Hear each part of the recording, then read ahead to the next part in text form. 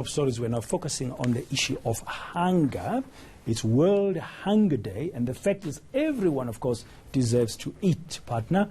It's estimated that more than 821 million people around the world are battling hunger every single day.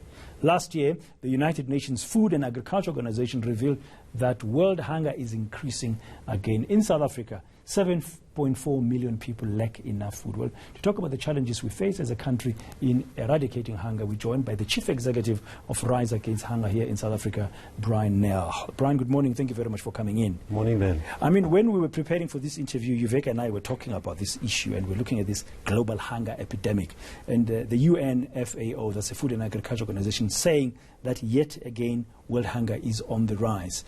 And I just wondered, will we ever eradicate it? I think it is possible. You know, the United Nations set down their Sustainable Development Goals, and goal number 2 specifically around zero hunger, to end hunger by the year 2030. So your view is that it is possible that we can eradicate, but why does we seem like we're not winning? Because this is the 3rd consecutive year of increase. I think there are factors like economical and environmental factors which play a major role.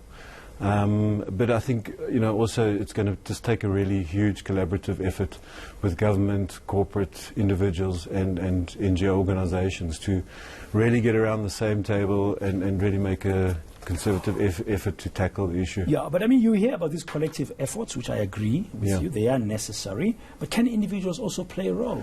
Most definitely. You know, one of the main reasons why World Hunger Day was started was just to create that awareness. And one of our identified pathways to end hunger is to grow the movement. And we need more and more people just to be aware of it and get behind it. And there's various ways individuals can make a difference. You know, there's so many organizations where you can offer to volunteer. Obviously, there's a monetary donation.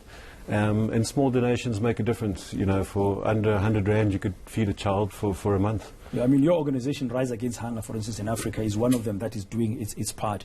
But at an individual level, as well as collectively, I still feel that there's a lot of wastage of food. We still waste a lot of food. Most definitely. You know, the world produces enough food to feed everybody, and yet, as you say, over 820 million. Yeah, and South Africa is supposed to be one of the most secure countries in terms of food security. Correct. And 7.4 million of our own people go hungry every day. And that's, yeah, largely just due to waste, and that's why the awareness is so important.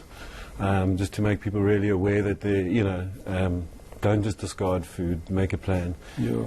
Just as we were going on air, you spoke about the theme. You said it's sustainability in terms of this action. That's what the global campaign is all about, that we should be sustaining our efforts to feed the hungry. But I guess the main goal over time is going to be eradication of hunger.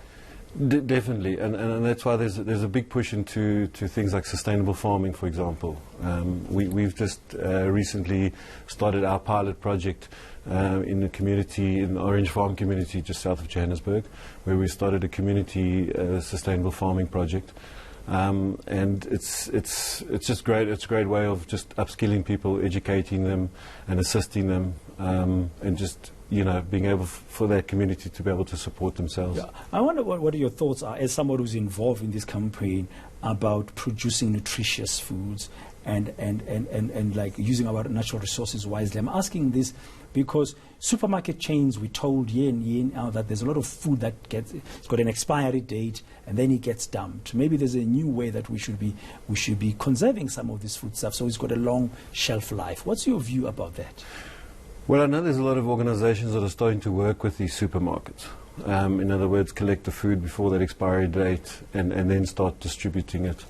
But I think it goes back more to be able to empower people to be able to grow their own food. And, you know, here in South Africa we certainly have enough land, arable land.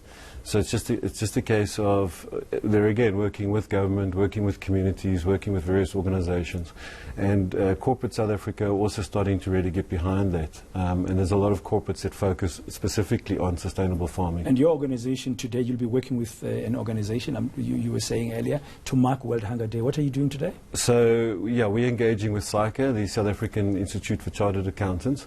We're going to be going off to their head offices here in Ilova, and we're going to be packing up about 15,000 meals with them and their members. They're busy running a series of articles around the SDGs, and more recently number 2, which is zero hunger. So they're really getting behind it as well.